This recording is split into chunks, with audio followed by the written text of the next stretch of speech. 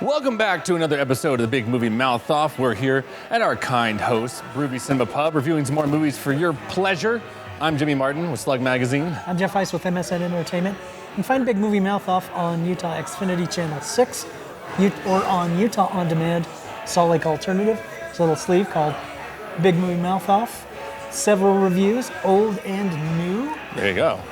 So you can catch up with things that you may have missed that are now on DVD and on demand. Fancies. Well, this episode we're going to be talking about, past couple of years, I think we've kind of realized that Steven Spielberg likes a good history pick. Mm-hmm. I don't think he's going to let that go for a little while. I miss the sci-fi a little bit, but that's okay. We'll move on. This one, Lincoln. Wait, this one's not sci-fi? No, this is not. And this Lincoln doesn't have vampires in it either. So totally different. Crazy. So this is a fictionalized version of history. There you go, right? All right, well, this time around, Daniel Day-Lewis puts on the top hat as our president. And basically the film takes place, obviously during the Civil War, just after his re-election, a couple months after, and he has decided that he is going to try to get slavery abolished with the 13th Amendment. Problem is, not only does he need all the votes on the Republican side of the Senate, yes, here's your twist. He needs 20 of the Democratic votes. The Republicans are the liberals. Isn't that weird? What happened throughout time? Right. Well, so in order to do that, obviously, you've got a war going on, you've had deaths in the family, so life is not going so well for President Lincoln. But in order to get these votes, a trio, I would say, of probably the first lobbyist, I would say. The most prominent historical lobbyists, that's for sure. That's right. Played by James Spader, Tim Blake Nelson, and John Hawkes. And here's the thing with this film.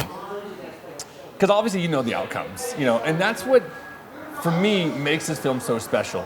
Because for films that you know the outcomes of, right, they have to be top-notch. Because otherwise you're going to get bored saying, I know what's coming, I don't care anymore. This is not the case with this film. We can't tell our people they can vote yes on abolishing slavery unless at the same time we can tell them that you're seeking a negotiated peace. It's either the amendment or this Confederate peace. You cannot have both. How many hundreds of thousands have died during your administration? Congress must never declare equal those whom God created unequal. Leave the Constitution alone. We're stepped out upon the world stage now, with the fate of human dignity in our hands. Blood's been spilled to afford us this moment. Now!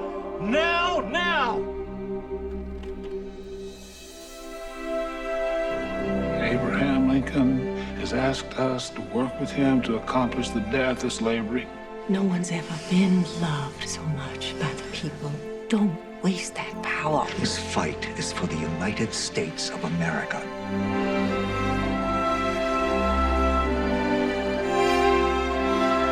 Do we choose to be born, or are we fitted to the times we're born into? Well, I don't know about myself. You may be.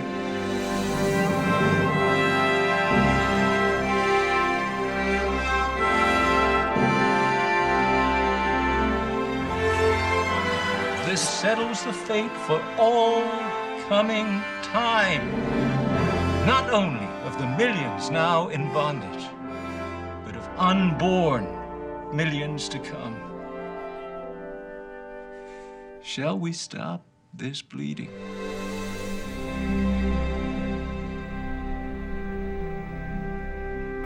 Daniel Day-Lewis is absolutely amazing as Lincoln. You've got amazing performances from Sally Field. As Mary Todd Lincoln. Yeah, that's right. And also from Tommy Lee Jones. Yes, as the congressman who actually drafted the legislation. Absolutely. In question. Now here's the thing. Historical films, for a large section of the American public, tend to be dry and talky. And I'm not going to disavow them of the misconception that this is a talky film. However, screenplay, courtesy of Tony Kushner of Tony-winning Angels in America fame, surprising amount of humor. The president's never to be mentioned, nor I. You're paid for your discretion. Well, you can have that for nothing. What we need money for is bribes. Speed things up. No, nothing strictly illegal. It's not illegal to bribe congressmen. They starve otherwise. I have explained to Mr. Bilbo and Mr. Latham that we're offering patronage jobs to the Dems who vote yes. Jobs. and nothing more. That's correct. Congressman, come cheap, few $1,000 will buy you all you need. The president would be unhappy to hear you did that. Well, will he be unhappy if we lose? The money I managed to raise for this endeavor is only for your fees, your food, and lodging. Ah. If that squirrel-infested attic you've quartered us in's any measure, you ain't raised much. Should we get to work? See, and that's what they're not pushing in this Right. film. I mean, you look at the commercials and the trailers. You've got a very dramatic historical piece here. Right. You know, As you should, because this is a very dramatic story. It is, And, but I'd almost say... and let me not undercut it by mentioning there are several war scene recreations that are brutal. Yes. Brutal. I mean, I'm a little surprised this actually got a PG-13. Absolutely. Because at times it's hard to watch. Yes. I mean, but it is the reality of war, and especially of war in that time. It's not planes flying above and dropping bombs. It's hand-to-hand combat of squeezing the life out of somebody. Grimy, dirty. Yeah. I mean, usually, for me, you see these Civil War reenactments in films, and it's a puff of smoke and a soldier falls down. Not the case in this one. Not the case at all. And this is a war scene that probably only lasts 3 minutes, maybe 4, but it sticks in your brain for quite a while. But back to the performances. I mean, Daniel Day-Lewis, we say, is amazing. Well, yeah, that's a given, It's though. the guy who hangs out in his cave for 3 years, comes out, knocks out the park, and goes back in hibernation. That's right, and drinks your milkshake in the meantime. That's right. But for this film, I also want to just give everyone credit where credit's due. Tommy Lee Jones, I could see him winning an Oscar. He will. Spader. Tommy Lee Jones will definitely be nominated. Oh, he has to be. He has to be. And I even say Sally Field. Yeah, and this film will get nominated for its performances, the writing, the direction. Let me not forget to mention the cinematography. The cinematography is gorgeous. I mean, every frame looks like it was taken out of this, a history book. It almost looks like a daguerreotype. Oh, it's just, look it up. Yeah, it's just amazing. It's one of those films. Spielberg. I don't think Spielberg's ever really failed at something. Warhorse, I wasn't a fan of. I didn't really want to watch Joey the horse running around for a while.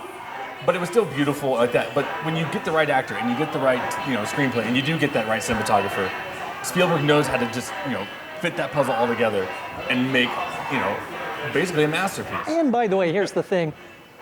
I don't think this film could be better timed. No. Coming after a really divisive election. Yep. With a lot of heated opinions regarding possibly racism. Absolutely. Great ideological differences. This film could not be, again, better timed, or it could not speak to the American psyche more than it does. Yeah. And I'd say kudos to Spielberg, too, because I think he knew that, but he didn't want to affect, anybody's opinion of it. He wanted the film to stand on its own, so he released it after the election, which I thought was smart. Absolutely. But and by the way, this is not punishingly heavy-handed. No, but that's when there's a lot of humor in it. You said talky. It is very talky. But you know what? I like good talky. Like other films that just ramble and you're like, God, stop. And I'll tell you this right now. When Lincoln breaks into one of his homilies, yeah, I just want to talk back to the screen and say, Abraham Lincoln, I like your stories. Yeah, he could sit, Daniel Day-Lewis could sit there and talk for hours and I'd be fine with it. Right. And essentially he does. Yes. That's 2 hours and 40 minutes worth. This is going to be an Oscar frontrunner. Make no bet against it. 4 stars for me. No, it's solid across the board. Yeah. And for a film that's actually 2.5 hours long, I didn't look at my watch once. I didn't look at it once. I mean, you're just enthralled with everything that's happening on that screen. Absolutely. And by the way, in case you're wondering, this is a very specific time period in Lincoln's life.